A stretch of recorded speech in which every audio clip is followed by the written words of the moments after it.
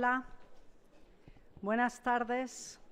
Buenas tardes a todos ustedes. Muchísimas gracias por asistir hoy a este encuentro que tiene lugar en el Instituto Cervantes con motivo de la penúltima conferencia de este primer ciclo dedicado a las españolas por descubrir y organizado, como sabéis, por el Círculo de Orellana. Tenemos aquí el placer de acogeros hoy en el Instituto y de acoger este ciclo desde el pasado mes de septiembre. Un ciclo que nos ha permitido y que nos está permitiendo conocer y reconocer a mujeres fascinantes gracias a los magníficos conferenciantes que nos las han puesto en nuestro camino. Buenas tardes, además, porque es una ocasión especial la de hoy. Se la vamos a dedicar a doña Isabel Barreto, quien, como ustedes saben, fue la primera mujer almirante en la historia de la navegación. La conferencia será impartida por doña María Elvira Roca y presentada por doña Leticia Espinosa de los Monteros. Bienvenidas a ambas. Muchas gracias por haber encontrado tiempo en vuestras muchísimas actividades para estar hoy con nosotros en nuestra sede central. No es la primera vez que nos visita doña María Elvira Roca en el Instituto, pues ya participó recientemente en otro acto en nuestra sede hace unos meses y a quien, por cierto, tuve la ocasión de escuchar en aquel momento también. Bienvenida de nuevo. María Elvira es profesora del Instituto de Enseñanza Media, ha trabajado como profesora de universidad dentro y fuera de España, y entre ellas en la prestigiosa Universidad de Harvard. Ha colaborado con el CSIC como investigadora y en su ensayo Imperofobia y leyenda negra, publicado en 2016, se pregunta por qué surgen las imperofobias, qué tópicos la configuran y cómo se expanden hasta llegar, de alguna manera, a ser opinión pública. También su obra más reciente, 6 relatos ejemplares, donde recrea 6 momentos decisivos para entender la historia de Europa. No me quiero extender demasiado, solo recordar que es autora de varios libros y de numerosos artículos en revistas especializadas, además de los ya mencionados, por lo que creemos presenta un gran perfil hoy para hablarnos de doña Isabel Barreto. Tampoco voy a extenderme demasiado en hablar de esta última, hoy nuestra protagonista, pues ya lo hará más ampliamente ambas nuestras invitadas. Pero no me negarán ustedes que se trata de una mujer fascinante, que embarcó en Lima junto a su esposo Álvaro de Mendaya, patrón de varias expediciones por el Pacífico, en su expedición hacia las Islas Salomón. Imagínense ustedes una expedición formada por 4 barcos y unas 380 personas. Cuando mueren su marido y su hermano, ella es aclamada como almirante. No debió ser nada fácil para ella, pues además se sabe que tuvo varios enfrentamientos, entre otros con el cronista portugués Pedro Fernández de Quirós, quien formaba parte de la expedición, donde lógicamente había toda suerte de gentes de diferentes orígenes y nacionalidades. Su pericia al mando de esta expedición en pleno siglo XVI, en el Océano Pacífico, Filipinas, y su vuelta a Perú, componen una vida absolutamente fascinante, no solo para una mujer de su época, sino incluso para la época en la que estamos viviendo actualmente. En cualquier caso, no se sabe exactamente si murió en Perú, pero lo que sí está claro es que fue la primera mujer que ostentó el cargo de almirante en la historia de la navegación. Estamos, por lo tanto, todos, y espero que ustedes también, deseando escuchar a nuestra conferenciante, pero primero voy a ceder la palabra a Leticia Espinosa de los Monteros, no sin antes anunciar que la siguiente sesión del ciclo tendrá lugar el día 19 de junio y estará dedicada a doña Emilia Pardo Bazán, a cargo de Darío Villanueva, presidente de la Real Academia. Esta será la última del curso actual, pero no se preocupen, que continuaremos a partir de septiembre, incluyendo nuevas mujeres por descubrir, tanto españolas como hispanoamericanas. Así que solamente vamos a parar temporalmente durante los meses de verano. De nuevo, muchísimas gracias a ambas. Leticia, te cedo la palabra. Muchas gracias por estar aquí.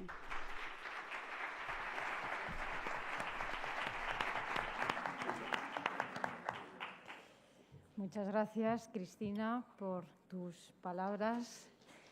Y muchas gracias a todos por tenerles una vez más con todos nosotros.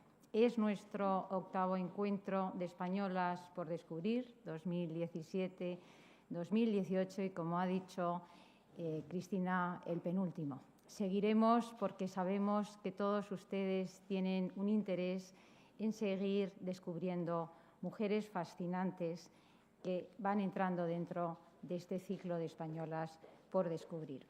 Efectivamente, hoy lo dedicamos a Isabel Barreto, una mujer muy desconocida y que, gracias a otra mujer que está arrasando, porque esa es la palabra, y está dándonos una nueva visión de temas de historia de una manera apasionante. Gracias a María Elvira Roca por estar esta noche con todos nosotros, por acompañarnos, por formar parte también del Círculo de Orellana y servir para poder descubrir mujeres absolutamente fascinantes. Nos vas a acercar a Isabel Barreto, a su mundo, a sus circunstancias. Antes de darte la palabra, me vas a permitir que, como suelo hacer, agradezca a la institución que siempre nos está cediendo este espacio maravilloso, al Instituto Cervantes. No solo por cedernos el espacio, sino también porque se ha convertido en nuestro colaborador. Y quiero agradecer a las personas que hoy representan al Instituto, a Cristina y también a Miguel Espotorno, que te tenemos ahí, Miguel. Daros las gracias en representación de todo un equipo de personas extraordinario, absolutamente profesionales, que mes tras mes nos ayudan a que esto sea una realidad. Nos ayudan en todos los ámbitos, en la coordinación, en la prensa, en la comunicación, los técnicos que nos asisten e institucionalmente. Gracias de verdad porque nos ayudáis a divulgar el talento femenino de quienes nos precedieron. Nosotras, las orellanas, nos consideramos parte de la sociedad civil que muestra su empeño de manera voluntaria en visualizar mujeres que hicieron de su pasión su vida. Y lo hacemos porque queremos buscar referencias que pensamos que hoy es muy necesario, referencias para otras generaciones. Y por eso no queremos dejarlas en el olvido, ya que el mérito de cada una de ellas es muestra de su excelencia, gracias a la cual consiguieron alcanzar sus vocaciones, sus ideales, sus sueños. Sabemos que nos debemos a todas las que nos precedieron y por ello actuamos pensando que el mejor agradecimiento que podemos hacer es visualizarlas a través de estos encuentros, porque así al menos entenderemos sus silencios y reconoceremos que fueron capaces de romper moldes con su talento y con su pasión. Nuestra misión es detectar talento femenino, ponerlo en valor y divulgarlo. Sabemos que juntas sumamos más, pero también sabemos que con todos ustedes, con todos los que nos siguen a través de su presencia en estas sesiones y a través de las redes sociales, llegaremos mucho más lejos. María Elvira, hace, creo que fue un año aproximadamente, cuando yo te llamé por primera vez, no nos conocíamos y yo había leído ese ensayo espectacular que es Imperiofobia y la leyenda negra.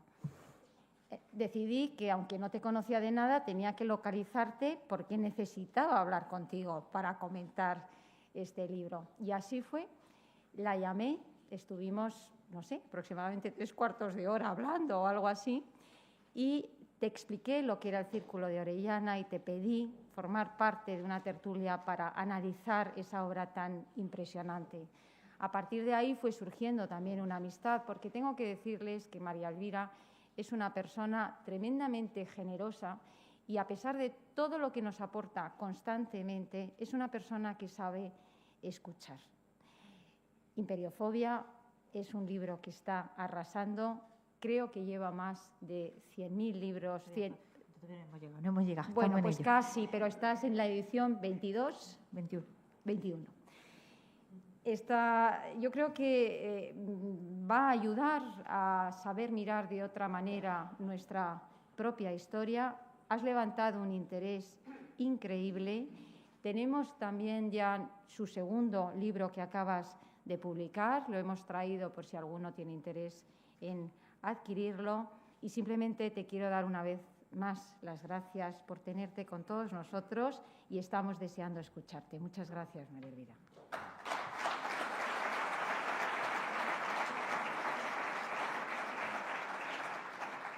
Gracias, Leticia. Gracias, Cristina. No es la primera vez que estoy en esta casa. Me tratan siempre muy bien y amenazo con volver si insisten en invitarme y cuidarme tanto.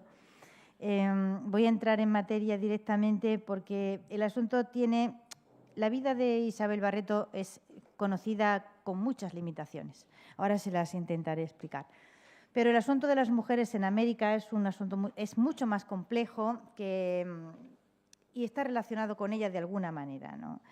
Si lo planteamos de una manera general, hay una visión tradicional que forma parte de la leyenda negra, permítanme que vuelva a mi asunto, según la cual no fueron a América prácticamente mujeres y, digamos, hay una explicación tradicional del mestizaje muy anglosajona que dice que, bueno, que es cierto, hubo un mestizaje en América, pero ese mestizaje viene traído o viene ocasionado porque los españoles, como no llevaban mujeres, claro, la necesidad biológica se impone y entonces pues lo que había era indias, pues ¿qué le vamos a hacer? Pero no fue en realidad, digamos, porque hubiese poco racismo, porque los españoles no encontraran dificultad alguna en mezclar su sangre con razas diferentes, sino que esta es aproximadamente la causa general, ¿no?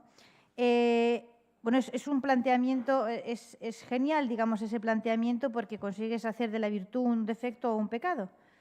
Y esto es una maniobra fantástica que han conseguido hacer siempre muy bien, digamos, las propagandas vinculadas a distintos territorios protestantes. Es, digamos, si ustedes se fijan, es un movimiento prácticamente idéntico al que convirtió la piratería inglesa en una virtud.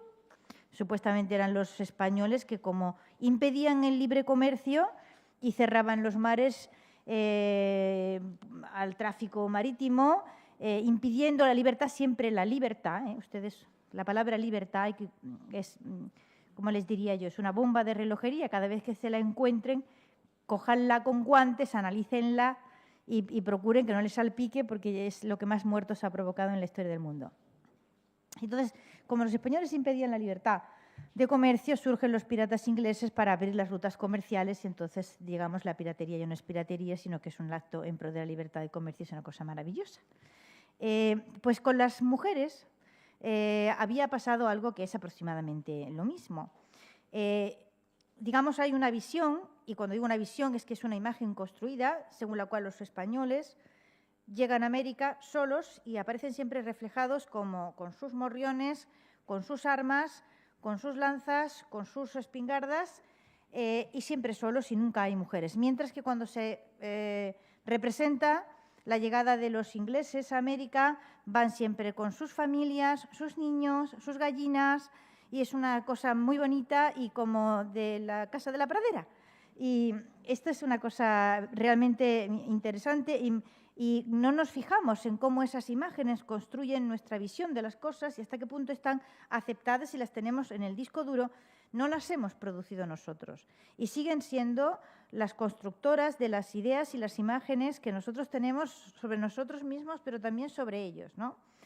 Y la palabra también lo dice todo, es decir, los españoles son conquistadores, o sea, son conquerors, siempre, o sea, siempre que se habla de los españoles en América, la primera palabra que aparece y que aparece hasta aburrir es conquerors, siempre, mientras que los ingleses son settlers, siempre son colonos, o sea, siempre son...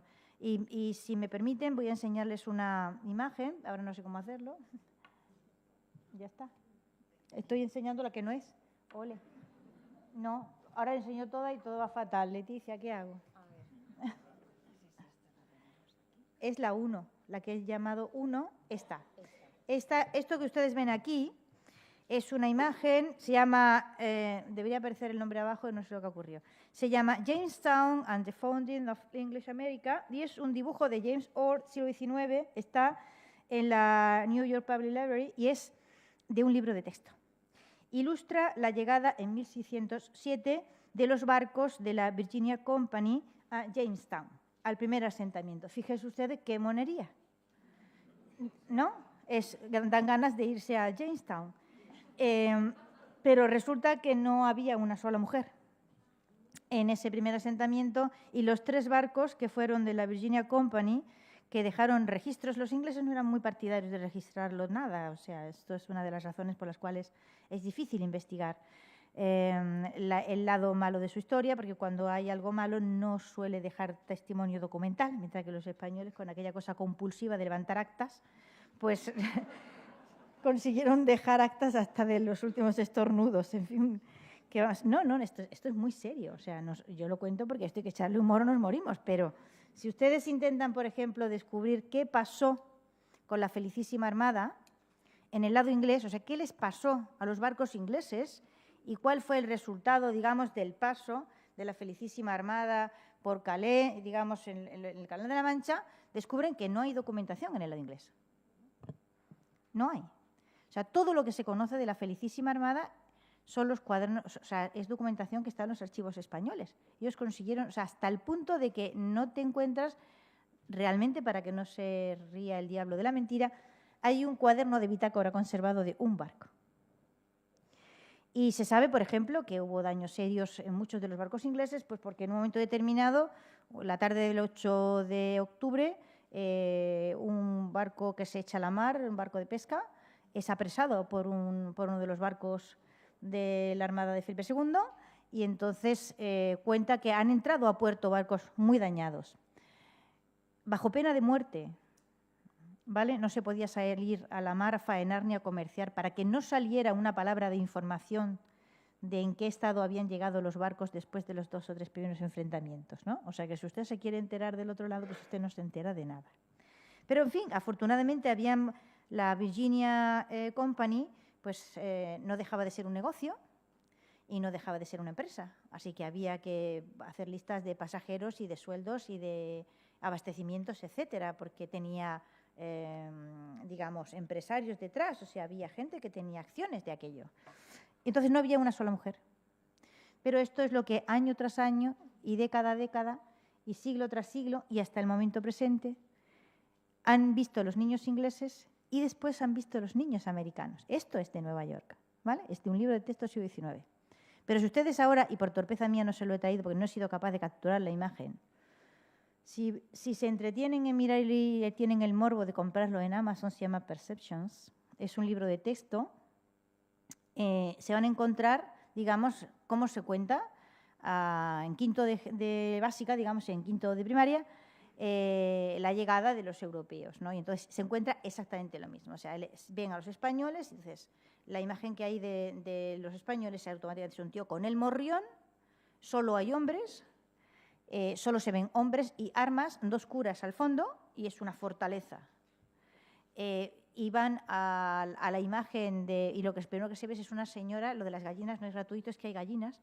Lo que se ve en la página siguiente, según la pasan, cuando habla de Jamestown y luego del siguiente asentamiento, pues es una monada. O sea, por supuesto no es un sitio fortificado, sino que son unas casitas monísimas, al lado de un río, se ve un riachuelito con un puentecillo y una señora que le está echando de comer a unas gallinas, monísimas las gallinas también. Y entonces a un lado se ve un indio, pero súper amigo el indio, ¿no? No queda uno... Es un tomahawk y no queda uno vivo, pero súper amigo, ¿no? Bueno, esto es arte y hay que imitarlo. Entonces, el asunto de la presencia de las mujeres ha sido utilizado para fabricar una imagen de buenos y malos y no es en absoluto gratuito que las saquemos del armario a las españolas que fueron a América, porque fueron muchas. Y no solo es que fueron muchas, sino que es que muchas ocuparon cargos y posiciones, digamos, que en el otro lado jamás una mujer llegó a ocupar, ¿no? E incluso las hubo que eran mestizas e indias y que llegaron a ocupar también posiciones importantes, la mayor parte de las veces en sustitución de sus maridos. Pero esto no quita que las mujeres es que podían sustituir a los maridos. En la otra parte, pues como que no había opción o no se consideraba la posibilidad. Isabel Barreto llegó, realmente la suya es una peripecia personal absolutamente singular, ¿no? Y extraordinaria.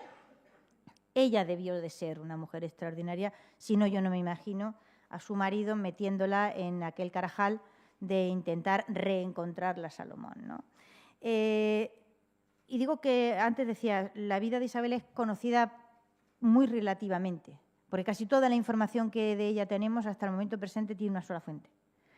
Y eso, claro, modifica o sesga mucho la visión que de ella tengamos, que procede de Quirós, sabemos quién es, con quien ella no tuvo precisamente una relación muy buena, ¿no?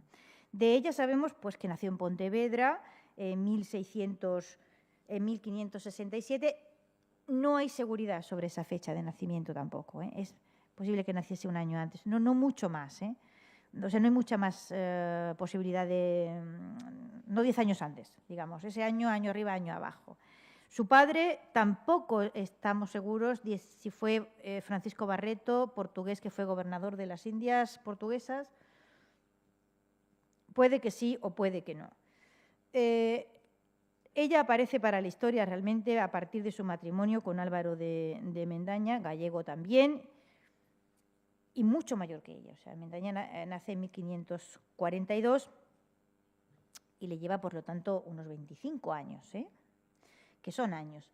Y es este hombre, ahora ya no sé qué imagen sacaré, este señor que aparece ahí con esas barbas, en un sello conmemorativo de las Norfolk Island, dedicado a los exploradores del Pacífico, ¿no? Realmente de todas las exploraciones que llevaron a cabo los españoles en este mundo, en esta época en que están cartografiando el mundo, que están realmente cartografiando el mundo, la exploración de la Terra Australis es la peor conocida o la menos conocida, ¿no? Hay por ahí un libro que les busquen, lo que se llama Islario del Pacífico, con todos los nombres de todas las islas del Pacífico, que lo que es el Pacífico son islas, que llevan o tuvieron o han tenido un nombre español. Algunas veces lo conservan, otras no lo conservan, ¿no?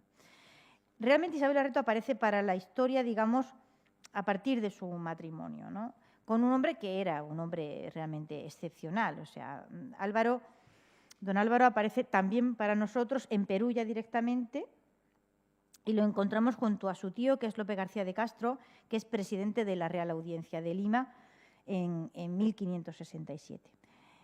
Cuando su tío, Álvaro es un hombre joven en este momento, es nombrado virrey, piensen, bueno, que estamos verdaderamente en la terra ignota, o sea, estamos en un continente que tiene un mar al final del cual no se sabe todavía muy bien qué es lo que puede haber, y entonces se tira de hilos de la historia, de todos los hilos habidos y por haber, ¿no? Y entonces la historia de los incas, que Pedro Sarmiento había escrito, en ella aparece recogida la idea de que hay unas islas, los incas hablaban de la existencia de unas islas que estaban al otro lado del mar, y el virrey, con su sobrino Álvaro, junta este hilo de la historia de los incas, de aquellas islas que están al otro lado del mar, con informaciones que aparecen en el libro de los Reyes y en el libro de las Maravillas de Marco Polo, y, digamos, las menciones que hay en las historias antiguas de que las islas, había unas islas fantásticas llenas de riqueza, de donde Salomón, digamos, obtenía aquellas riquezas maravillosas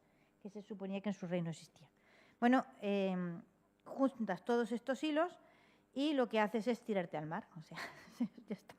Realmente uno dirá, bueno, hay que estar medio loco, pero Mendaña era uno de esos medio locos que era capaz de tirarse al mar y se tiró y descubrió unas islas fantásticas a las que llamó Salomón. Bueno, digamos, viajó por todo ese archipiélago.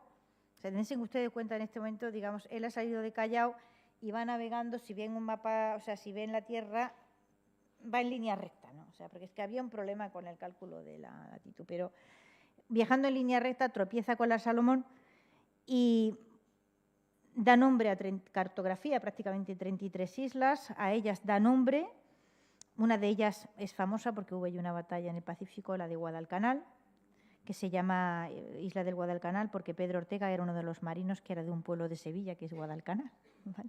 Así que le puso a la isla el nombre de su pueblo, muy españoles, de andar poniendo el nombre de tu pueblo a las cosas. Mendaña se da cuenta de que él no tiene hombres ni tiene, digamos, infraestructura suficiente para dejar un asentamiento estable en las islas, entonces su propósito es, toma, por supuesto, el acto solemne de toma de posesión de ese archipiélago en nombre de Felipe II y regresa. Regresa completamente arruinado. Esto es un clásico. O sea, esto de que los españoles iban a explorar para ponerse las botas y volver ricos, yo no sé quién se le ha ocurrido. porque la mayor parte se arruinaban en las empresas, pero completamente arruinaban.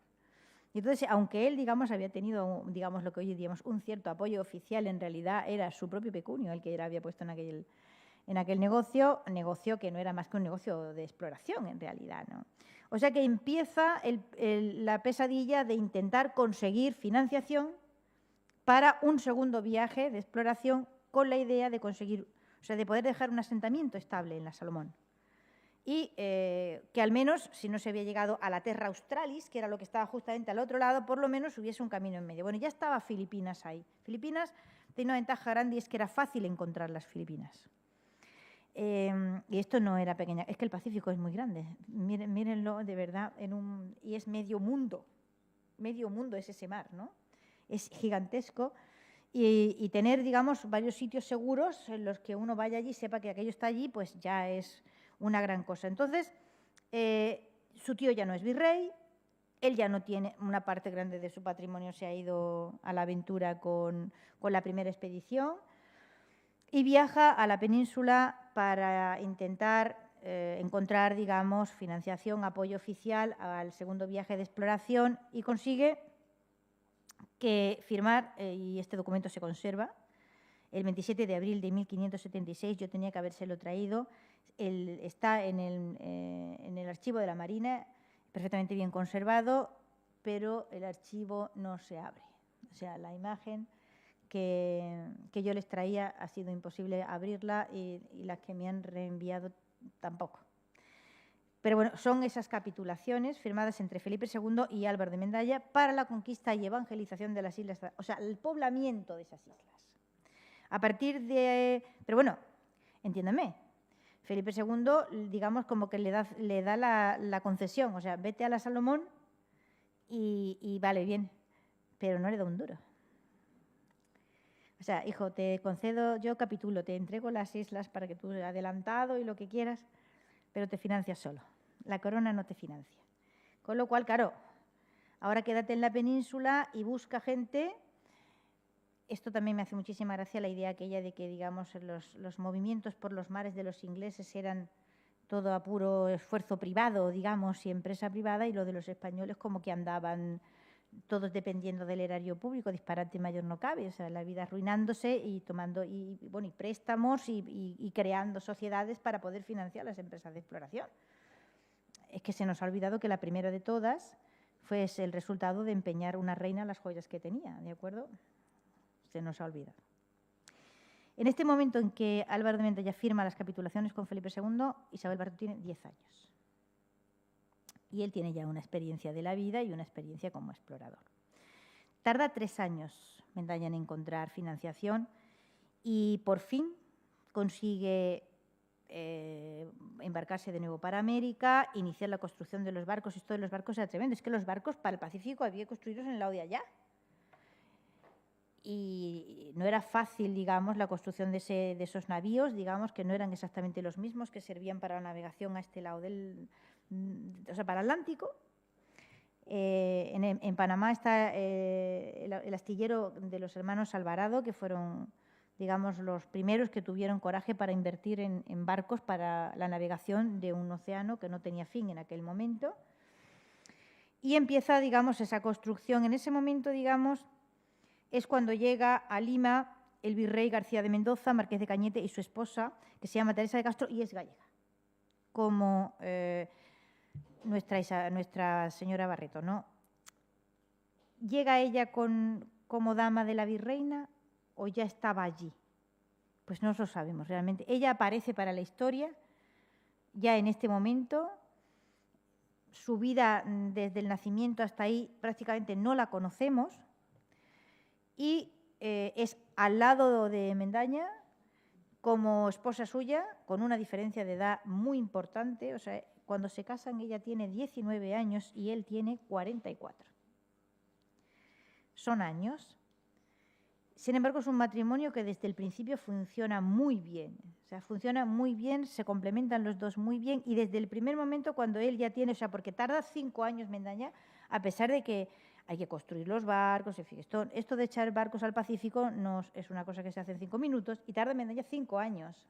5 años en los que Isabel está con él a partir un piñón en aquella, o sea, a ella no le pareció un disparate lo de poner los dineros de la familia y lo que había y lo que no había y préstamos y tal en aquella empresa de exploración, para nada. Y desde el primer momento, digo, aquello se plantea como que van a ir todos. O sea, que van a ir Barreto, o sea, la esposa y los cuñados. Es que todos se embarcan con don Álvaro en la búsqueda de estas islas del Pacífico.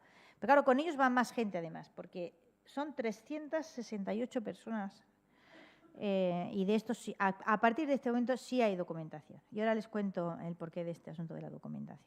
Fundamentalmente, digamos, aparte de Mendaña, que es el que manda, está Pedro Fernández de Quirós, portugués, español-portugués, que manda toda la gente de la mar, como se decía en lenguaje. La gente de la mar la manda este portugués Quirós, y Pedro Marino Manrique, que es el que manda a la gente de guerra. Porque don Álvaro lleva gente de guerra en el barco, en los 4 barcos. Y esto tiene, ya veremos que va a dar muchos problemas. Quirós, o sea, Mendaña, que en un momento dado está dispuesto porque o sea, españoles por descubrir, y aunque no sean españoles, este Pedro Fernández de Quirós, por favor, dedicarle un algo, porque es fantástico. Es el que lo sabe todo. Y es a través del cual nosotros sabemos hoy lo que sabemos. Es un piloto y un navegante excepcional, un explorador nato.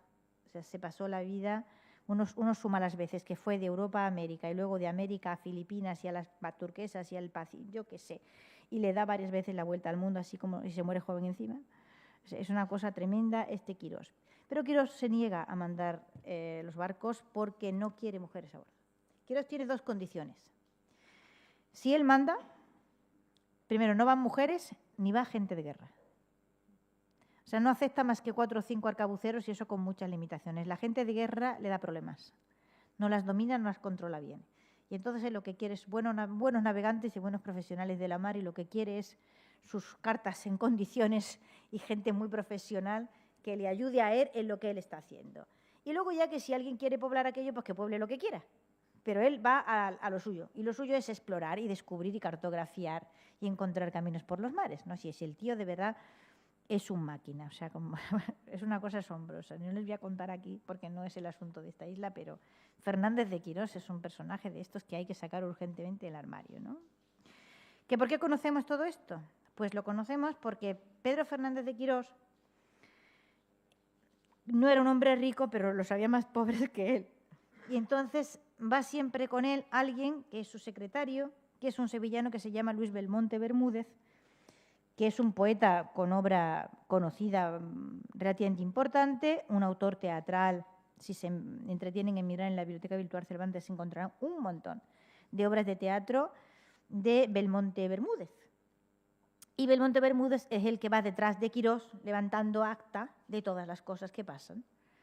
Porque a Quirós le gusta, no es hombre de escribir, pero le gusta dejar unas relaciones pero completas y perfectas. Y por eso conocemos muy bien este viaje, ¿no?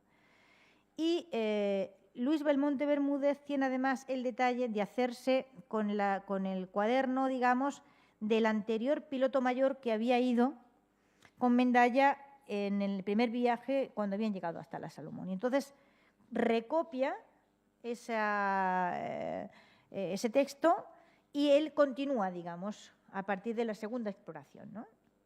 O sea que tenemos, es una gran empresa, digamos, de exploración, solo por la cantidad de toneladas que tiene cada uno. O sea, va el San Jerónimo, digamos, que es la nao capitana y desplaza 300 toneladas.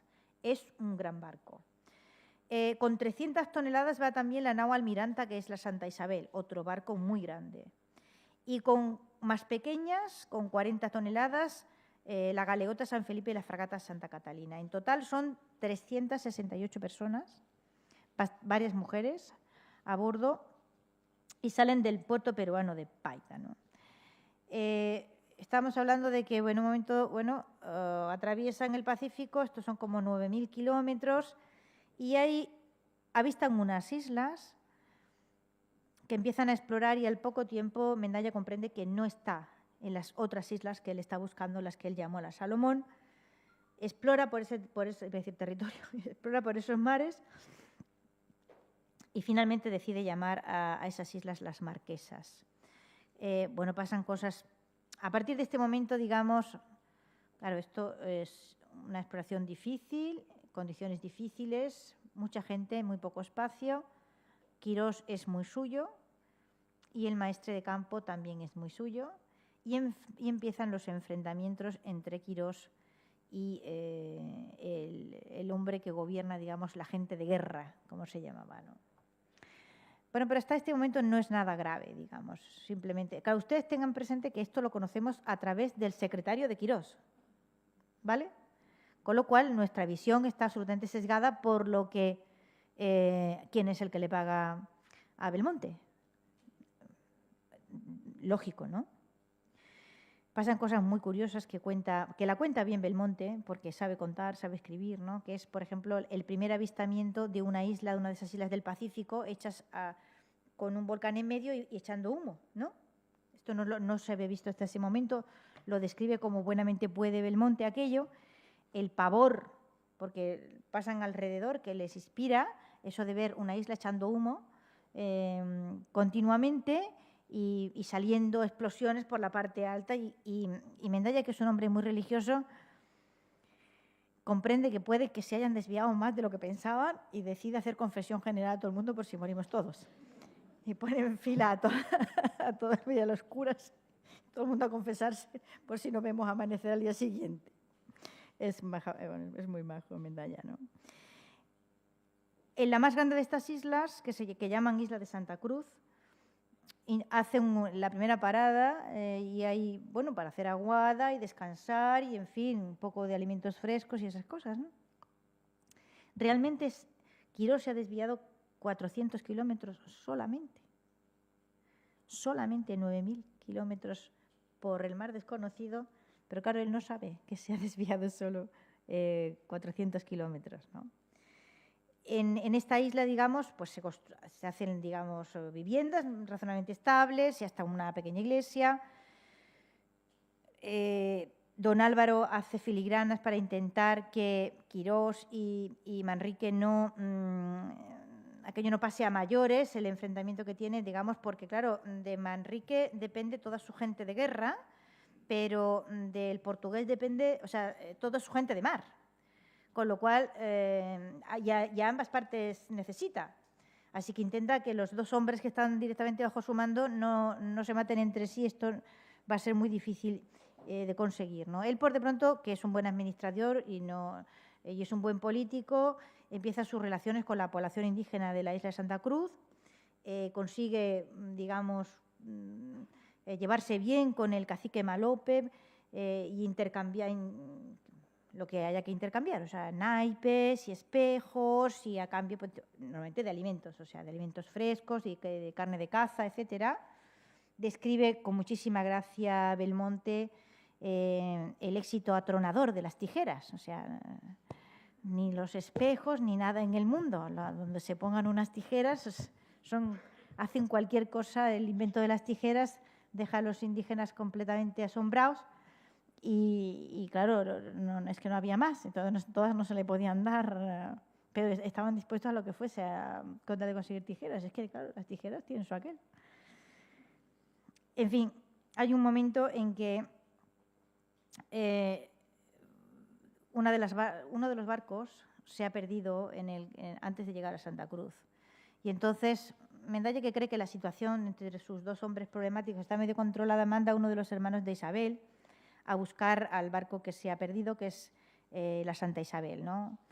Y de camino pues se da una vuelta por varias de las islas, vuelve y la frase es muy graciosa, dice, todas pobladas de gente mulata, pero la color clara. No lo tiene muy claro, el barco no lo encuentran jamás y Mendaya decide que, bueno, que no va a seguir buscando el barco que se ha perdido. Finalmente, la situación entre los dos personalidades incompatibles de Quirós y de Manrique estalla un motín tremendo que provoca muertos y que Mendaya no sabe cómo reconducir aquella situación y lo que es más grave de todo, es que el cacique Malope, con el que Mendaya había conseguido tener una buena relación de intercambio comercial, tontamente muere en un disparo estúpido, que no iba para él ni nada. Con lo cual, claro, las relaciones con la población indígena se quedan completamente bloqueadas.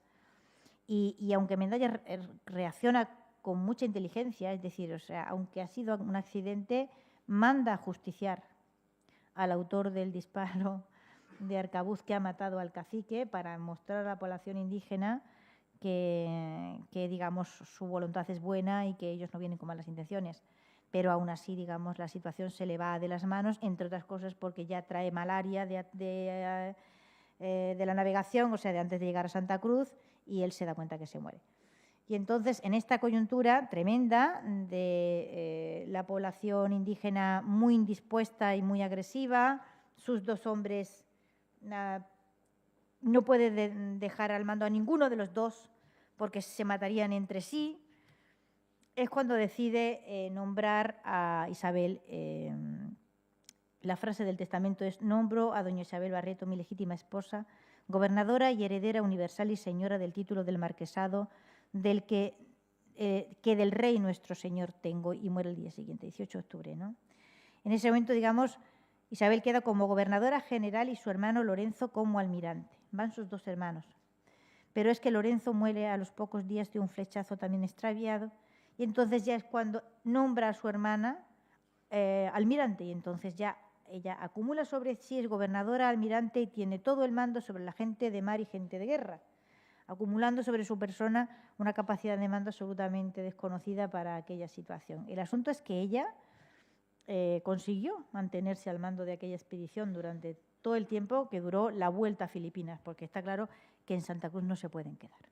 Y entonces ella reúne su consejo y deciden que lo más factible, o sea, ella no renuncia a recuperar, digamos, la ruta de la Salomón y las Marquesas, pero hay que volver atrás porque hace falta más gente y porque hace falta preparar aquello.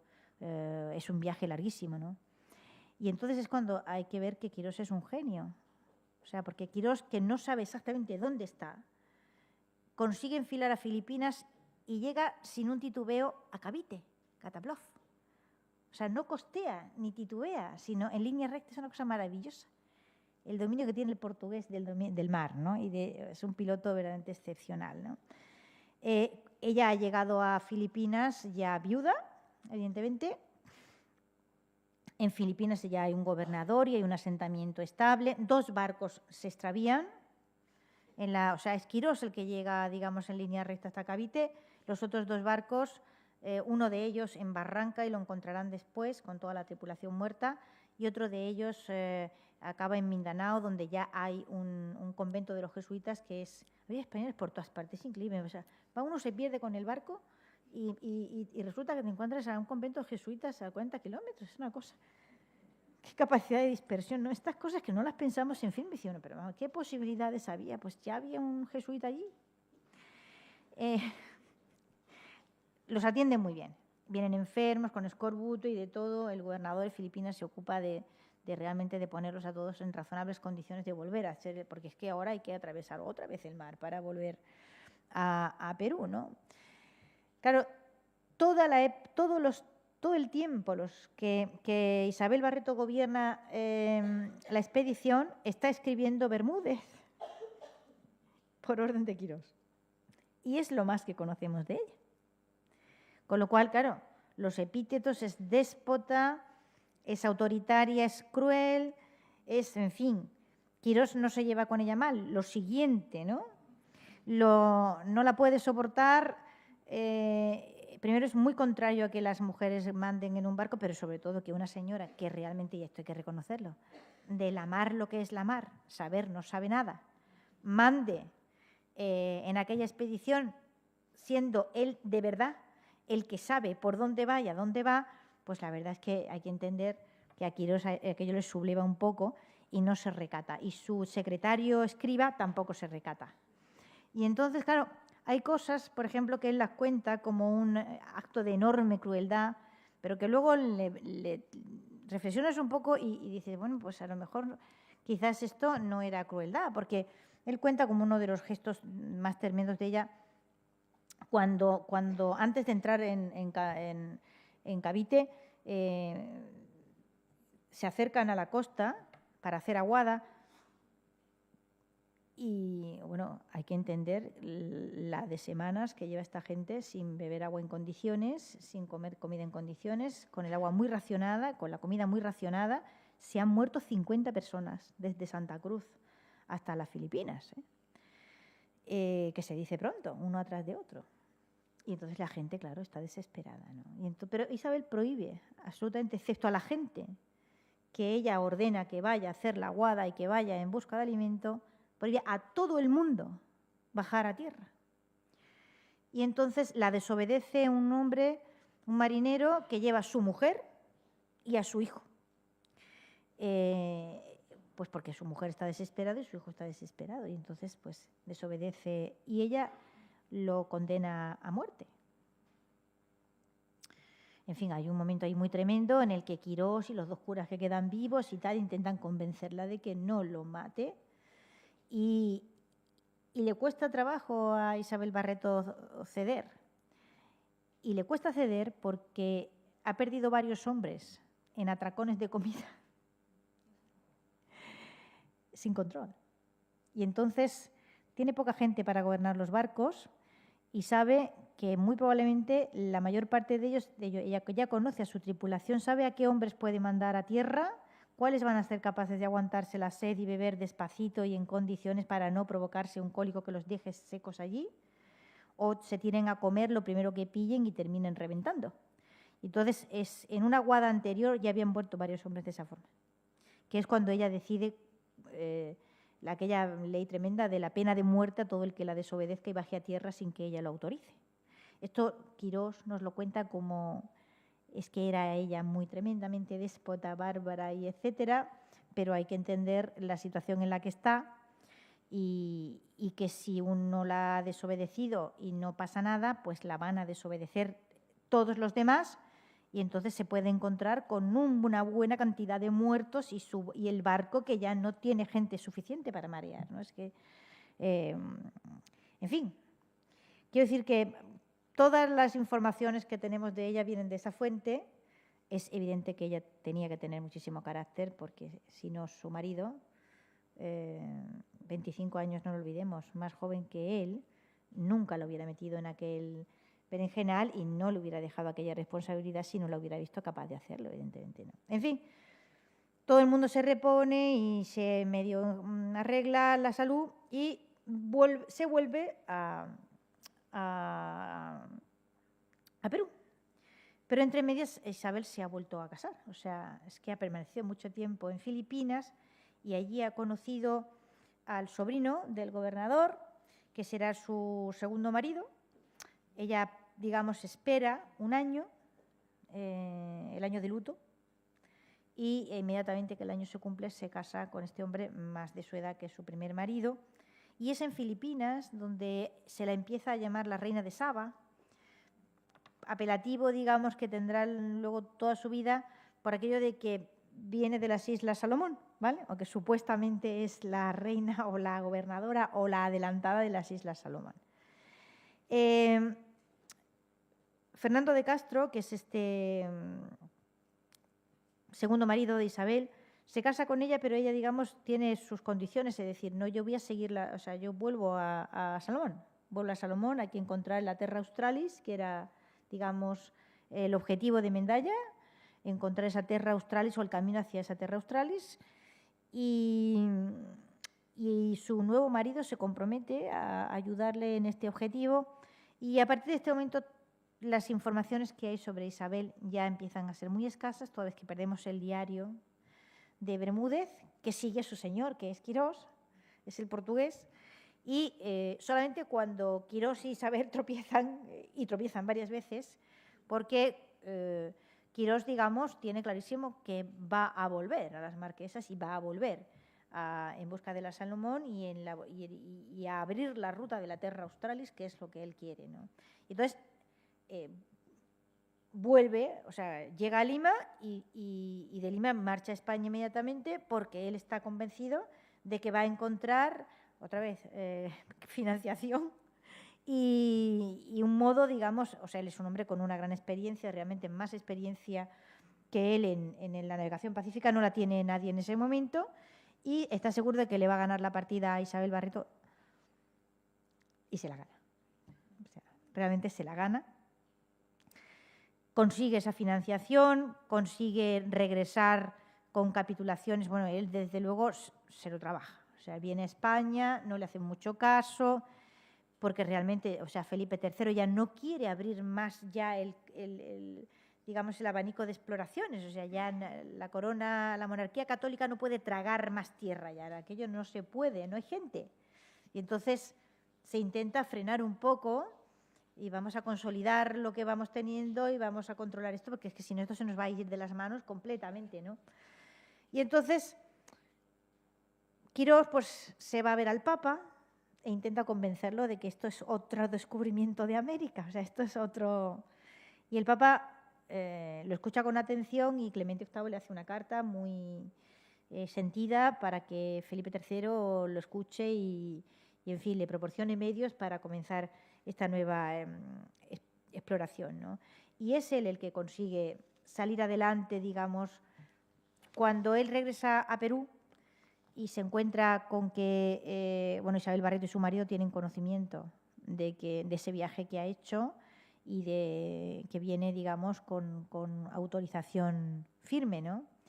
En fin, tengo aquí varias páginas de las exploraciones de este hombre extraordinario. Esto que tienen ustedes aquí es la primera edición del relato de Bermúdez, que se hace en español, que es de 1880 y tantos, ¿no?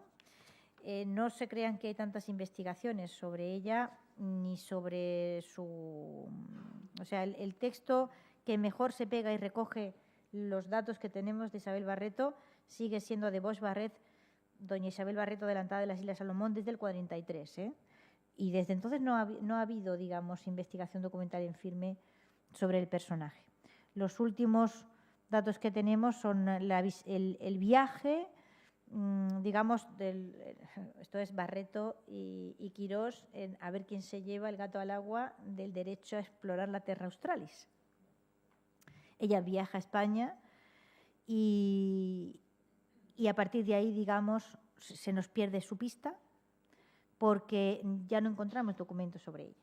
De Quirós sí, porque Quirós va dejando, va con su amanuense, que nos va contando todo lo que hace, pero de ella ya no hay más. Entonces no sabemos si realmente se queda aquí, muere en Galicia, como hay gente que... Es un suponer.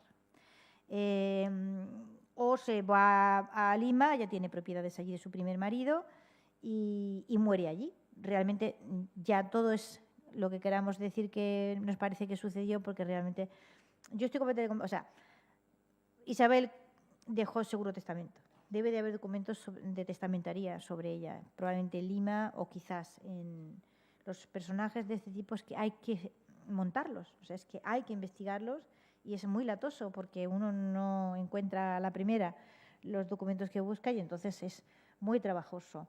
Pero la importancia, digamos, de estas expediciones por el Pacífico, que digo yo, solamente en este islario se da uno cuenta de la cantidad de exploradores y de navegantes que frecuentaron esos territorios, se ve, no sé por qué estoy haciendo, ¿qué hago, Leticia? Para poner otro. El último, eso que tienen ustedes ahí, es un árbol que está en La Coruña y que hace aproximadamente un año revolucionó la historia de Nueva Zelanda a partir de una investigación, porque esto es un árbol que se llama un metrosidero, tiene un nombre muy bonito en latín, metrosidero excelsa. Es un árbol que solo crece en Nueva Zelanda.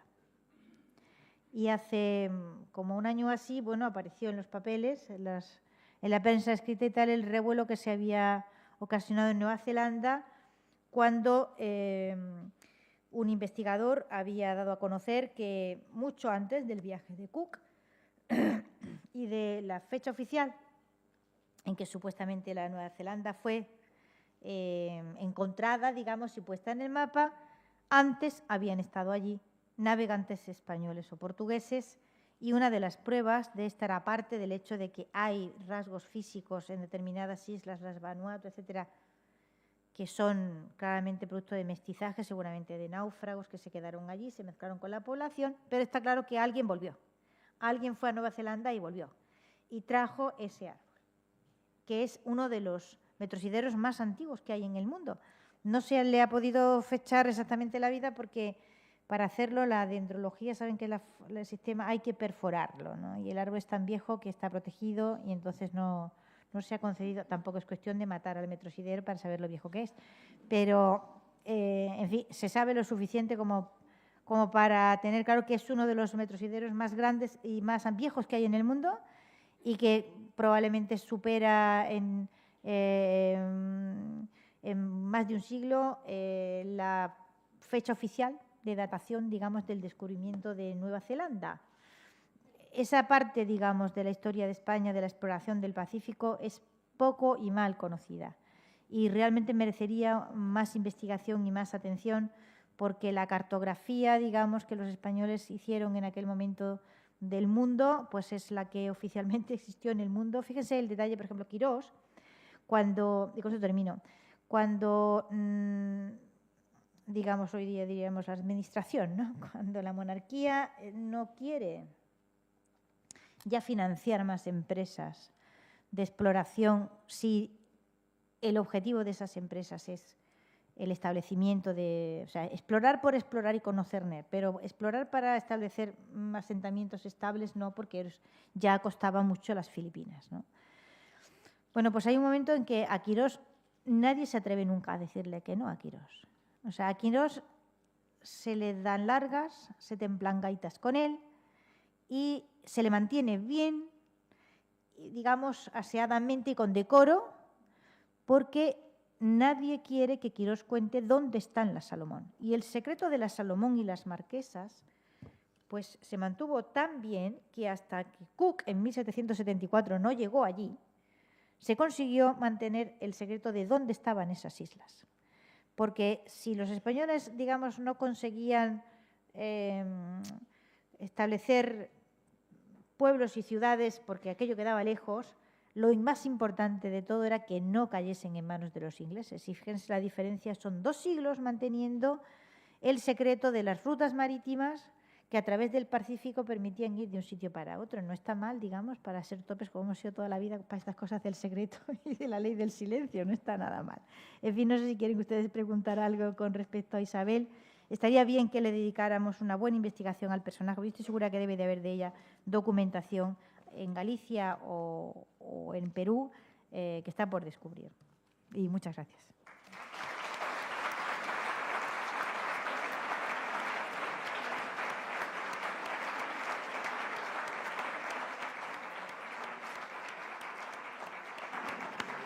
Muchísimas gracias, María Elvira. Ha sido fantástico escucharte.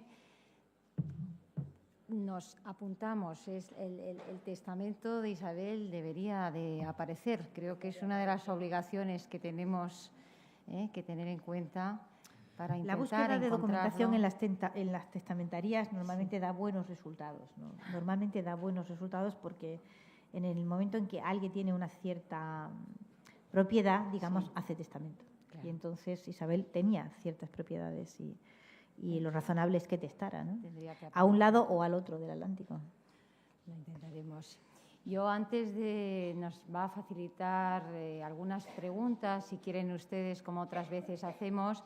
Yo quería también saludar en la sala, tenemos al almirante Ignacio Orcada, miembro de la comisión del 5º centenario de la primera vuelta al mundo. Gracias por acompañarnos. No sé si quiere aprovechar también para indicarnos algo. Hay un... Pero usted no me haga mi pregunta, si se las hago yo a usted. Por favor. No es una pregunta, es en primer lugar agradecerle pues, la fascinante explicación que nos ha dado de una antecesora en el cargo del empleo que yo ostento. que yo conocía naturalmente, pero que es una gran desconocida para la población española y para la población mundial, pero tenemos que empezar por nuestra propia población. Yo creo que en una época en la cual las mujeres están ocupando el lugar que les corresponde dentro de la historia, dentro de la sociedad, este es el tipo de personajes que tenemos que mostrar al mundo. Personajes que ya en su momento fueron fuertes, fueron personas que llevaron adelante el nombre de España, que llevaron adelante las exploraciones. Yo creo que es un personaje digno de presentar. Pero lo que querría, sobre todo, remarcar en este momento es que el gran esfuerzo que está haciendo ahora el gobierno, las administraciones, pero también la sociedad civil en España, para dar a conocer la gesta del 5º centenario de la Vuelta al Mundo. Una gesta que hoy en día a veces nos parece, la vemos con un telón trasero de la historia y no nos hace fácil comprender lo que significó en aquel momento. Y significó algo muy importante, y no solamente porque fue la prueba que ya se sabía que el mundo era no redondo, sino esférico, y que navegando en un sentido o en el otro se podía llegar al mismo punto, sino que, sobre todo para España, abrió el Pacífico a lo que nos está explicando usted también, y convirtió el Pacífico en el lago español durante casi 2 siglos, y posibilitó el que posteriormente otras sociedades, las anglosajones y las holandesas, montándose sobre lo que España había abierto, llegaran a establecerse en el Pacífico. Pero esos cimientos que posibilitaron la llegada de otras sociedades los pusimos nosotros, eso es indudable. Entonces, la celebración del 5º centenario que estamos empezando en estos días, empezamos ya el mes de marzo con la celebración en Valladolid de las capitulaciones y otras historias, es una ocasión magnífica para que no sea un evento de una sola vez, sino que nos permita que recrear todas estas exploraciones que hubo en el Pacífico, que son fascinantes, porque uno cuando se mete en ello y empieza a explorarlas, se da cuenta de lo que hicieron nuestros conciudadanos hace 500 años en circunstancias dificilísimas. Le agradezco muchísimo su presentación y le esperamos que venga a presentarnos otras mujeres.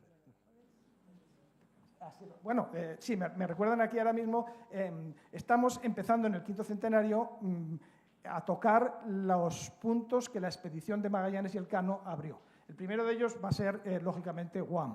En Guam estamos haciendo un esfuerzo grande para recuperar el pasado español de la isla de Guam, que por un olvido de España, por un intento de la sociedad o de la civilización anglosajona de aposentarse sobre lo que España, pues ha sido tergiversado, olvidado, y estamos en el momento para tratarlo de recuperar. Estamos empezando a atraer a las personalidades de la cultura de Guam para que sientan su pasado español, igual que sentimos nosotros y el que hemos estado ahí, y podamos hacer cosas en conjunto. Una de las actividades más importantes que tenemos planeadas para la celebración del 5º centenario son 2 viajes del buque escuela Juan Sebastián del Cano, que va a seguir la ruta que siguió la expedición, entrando en los puertos que visitó en la efeméride justa de los 500 años. Por supuesto, uno de ellos va a ser Guam. Y queremos que en cada uno de los puntos que vaya visitando la expedición, ese sea el punto focal, no solamente para lo que España quiere celebrar, sino para lo que esas naciones quieran celebrar con nosotros bilateralmente y seamos capaces de hacer un gran evento de la llegada a esos puntos. Guam es uno de ellos. Filipinas, esperemos que sea uno muy grande, porque si de los puntos que se visitaron, ese fue el que fue parte de la monarquía hispánica más tiempo, en el cual se ha dejado un legado, tristemente no de la lengua que se ha ido olvidando, pero tenemos un legado religioso que no se podría entender Filipinas sin el legado del catolicismo que se llevó hasta esos momentos. Esta es una ocasión magnífica. España no va a tener otra ocasión de celebrar un centenario redondo como es este, 500 años de algo que es mundial, que es global. En España tenemos que aprovecharlo y, como digo, tanto desde la Administración como desde la sociedad civil que está presentándose muchas iniciativas, creo que estamos en una oportunidad de poner este momento histórico en el lugar que le corresponde. Muchas gracias. Gracias.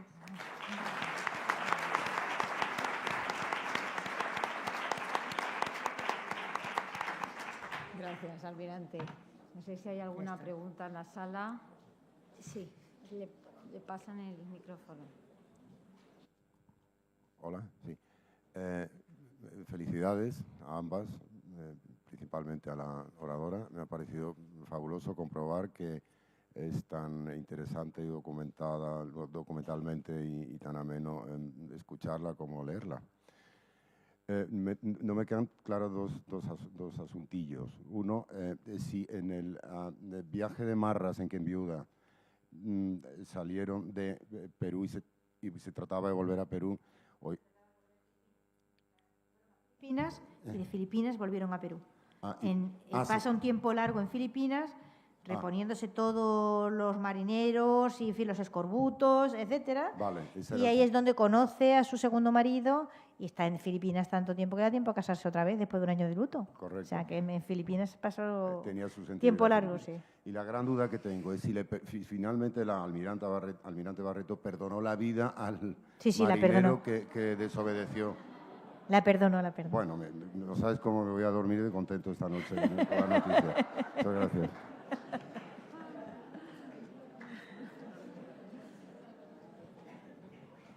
¿Alguna pregunta? Sí. Buenas tardes, muchas gracias. ¿Los descendientes de Isabel Barreto? ¿Se sabe algo? No. ¿No tuvo hijos con Sí, tuvo hijos. Tuvo varios hijos. Por eso digo que el trabajo, digamos, de la testamentaría, de investigación de las testamentarías, quizás diera algún resultado. Pero, en fin, España es que tiene documentación para morir. Y entonces, ponerse legajo a legajo, papelillo a papelillo, a ver si aparece uno en el que aparezca una señora que uno pueda identificar como tal. Es que hay que dejarse las pestañas. El trabajo es muy sacrificado, el de investigador, la verdad, se puede asegurar. Entre otras cosas porque la mayor parte del tiempo es infructuoso. Ahí creo que hay otra. Bueno, Elvira, enhorabuena, felicidades. Desde luego nos has descubierto una mujer fantástica y muchos hemos tenido la ocasión de verte en vivo y en directo presentando a una mujer como las que nos presentas hoy. Pero yo te quería preguntar, porque Isabel Barreto es conocida como la primera mujer almirante de la historia del mundo. Entonces, ¿ha habido algún reconocimiento especial en España o fuera de España que le dé ese título o es solo un nombre popular? Hubo una exposición en el Museo Naval que fue la que un poco hizo visibles estas mujeres que, bueno, no es... tengo aquí datos verdaderamente. O sea, es que no eran 4, es que eran el 100 y la madre, vamos. Durante el siglo XVI, censados en el Archivo de Indias, viajan a América 45.327 cristianos. Y de ellos, 10.118 son mujeres. Eso es una barbaridad. Muchos más que los que llevaron los ingleses, pero por goleada, o sea, en cantidades gigantescas, ¿no? O sea, que esta imagen del Conqueror todo el día con el morrión y en fin, buscando una india porque no puede con una española, pues es completamente un disparate. Había españolas y en muy buena cantidad. Y, en fin, hay más. O sea, es que realmente hubo una virreina, ¿no? María de Toledo, que también, digamos, por reino como Barreto, ¿no? Que en cierto modo fue almirante consorte, digámoslo así. Pues María de Toledo fue también una virreina espléndida, estaba casada con uno de los hijos de Colón y era sobrina nieta de los reyes católicos, es probablemente la mujer de más alto rango social que cruzó el Atlántico, porque realmente, o sea, los Mendaña y Barreto y compañía, esto no es alta nobleza, ¿eh? Esto es, digamos, tras la mutatis mutandis, sufrida clase media. Más o menos. O sea, hidalguía, quiero y no puedo. O sea, cuando uno se tira al mar es porque no tiene grandes cosas atrás que dejar, ¿no? Y fue siempre un problema, y el almirante no me dejará mentir, encontrar gente de marear. O sea, es que era realmente difícil encontrar gente con la que llenar los barcos, porque primero la política que la corona tuvo siempre de no permitir que cualquiera se subiera a un barco. O sea, había que tener oficio y beneficio, había que ir a América a algo, tenía uno que tener un modo de ganarse la vida, una profesión útil, si no, no podías ir, es que no te lo permitían. Eso ya limitaba. Pero luego la gente marear, o sea, la gente propia de la marinería era una dificultad enorme y la Universidad de Mareantes de Sevilla, digamos, crea aquel gran colegio de huérfanos de la Marina para ofreciendo comida, alojamiento y educación y trabajo, a ver si conseguía formar marinos suficientes como los que necesitaba la Armada Española, que eran el 100 y la madre. No había tanta gente, o sea, es que daba un susto. No sé si, en fin, es que eran muy chicos los barcos y daban mucho pánico. Si han visto alguna de las reproducciones estas, verdaderamente uno no se explica el valor que hay que tener para tirarse al Pacífico subido en semejante cascarón. O sea, se entiende que es que no encontraban gente. Así de fácil, ¿no? Y entonces esto era, o sea, hubo una política activa durante siglos para encontrar gente de marear, que es tan bonita la palabra, lo de la Universidad de Mareantes, es un título de una novela. Y las políticas que se hicieron para llenar esa Universidad de Navegantes de gente, que es que hace falta gente para los barcos, no era tan fácil de encontrar. Y desde luego nadie, o sea, ningún grande de España se embarcó jamás en la vida. ¿Por qué? Es que se me ha perdido a mí allí. O sea, se embarcaba la gente que, en fin, con cierto espíritu de aventura y algo que ganar. O sea, a ver, iniciativa privada, ¿qué queréis que os diga? O sea, capacidad de emprendimiento, lo trasladamos a los términos modernos y verdaderamente había que tener mucha iniciativa para afrontar ese tipo de situaciones, ¿no? ¿Alguna pregunta más? ¿No? Bueno, pues nos levantamos. Pues gracias a todos. Gracias, María